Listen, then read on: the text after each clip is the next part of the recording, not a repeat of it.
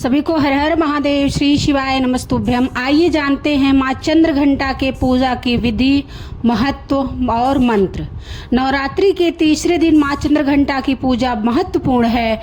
माँ का स्वरूप शांत और ममतामयी है, जो भक्तों को सुख, समृद्धि और शांति प्रदान करता है। पीले वस्त्र, पीले फूल और पीली मिठाई माँ को प्रिय हैं। आइए जानते हैं नवरात्रि के तीसरे दिन माँ चंद्र घंटा की पूजा कैसे करें।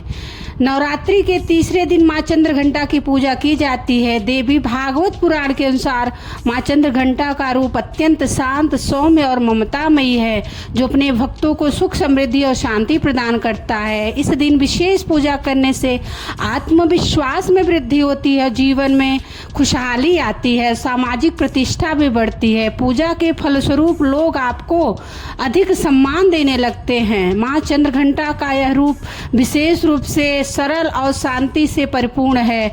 वे अपने भक्तों की समृद्धि में वृद्धि करने के लिए प्रसिद्ध हैं। माँ चंद्र घंटा का स्वरूप कैसा है? माँ चंद्र घंटा के मस्तक पर एक घंटे के आकार का चंद्रमा स्थित है, जिससे उनका नाम चंद्र घंटा पड़ा। यह नाम उनके दिव्य रूप को दर्शाता है, जिसमें एक अद्वितीय तेज और ममता समाहित है। माँ चंद्र घंटा का स्वरूप अत्यंत अलौकिक और भव्य माना जाता है। उनका रूप शांतिपूर्ण होने के साथ साथ उनकी शक्ति भी अद्वितीय है, जो हर क्षेत्र में सफलता और समृद्धि प्रदान करती है। माँ चंद्र घंटा की पूजा से जीवन के सभी पहलुओं में सफलता प्राप्त होती है। विशेष रूप से इस दिन में सूर्योदय से पहले पूजा करनी चाहिए, क्योंकि इस समय माँ की विशेष कृपा प्राप्त होती है। पूजा में लाल और पीले गेंदे के फूल चढ़ाने का महत्व है, क्योंकि ये फूल माँ की ममता और शक्ति का प्रतीक है। माँ चंद्र घंटा के मस्तक पर अर्धचंद्र के आकार का घंटा स्थित है, जो उनकी महिमा और तेजस्विता को दर्शाता है। यही कारण है कि देवी का नाम चंद्र घंटा पड़ा। सुबह ब्रह्म मुहूर्त में उठें, सुबह जल्दी उठें, स्नान कर स्वच्छ कपड़े पहने। इसके बाद पूजा में माँ को लाल और पीले रंग के वस्त्र अर्पित करें। इसके बाद माँ को कुमकुम और अक्षत अर्पित करें। फिर माँ चंद्र घंटा को पीला रंग अत्यंत प्रिय है, इसलिए पूजा में पीले रंग के फूल और वस्त्रों का प्रयोग करें। माँ चंद्र घंटा को पीले रंग की मिठाई और दूध से बनी खीर का भोग अवश्य अर्पित करें। पूजा के दौरान माँ के मंत्रों का जाप जरूर करें। साथ ही दुर्गा सप्तशती और अंत में माँ चंद्र घंटा की आरती का भी पाठ करें। इन सभी विधियों को विधि पूर्वक करने से माँ चंद्र घंटा प्रसन्न होती हैं और अपने भक्तों पर अपनी कृपा बरसाती हैं।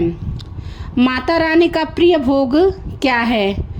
नवरात्रि के तीसरे दिन माँ चंद्र घंटा की पूजा में खीर का भोग अर्पित करना सर्वोत्तम माना जाता है। माँ को विशेष रूप से केसर की खीर बहुत पसंद है। इसके अतिरिक्त आप लौंग, इलायची, पंचमेवा और दूध से बनी मिठाइयाँ भी माँ को भोग के रूप में अर्पित कर सकते हैं।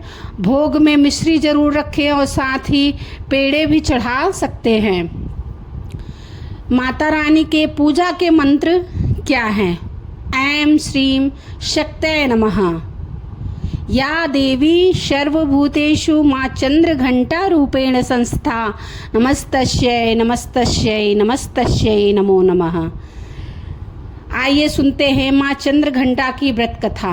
प्रचलित कथा के अनुसार माता दुर्गा ने माँ चंद्र घंटा का अवतार तब लिया जब दैत्यों का आतंक बढ़ने लगा था।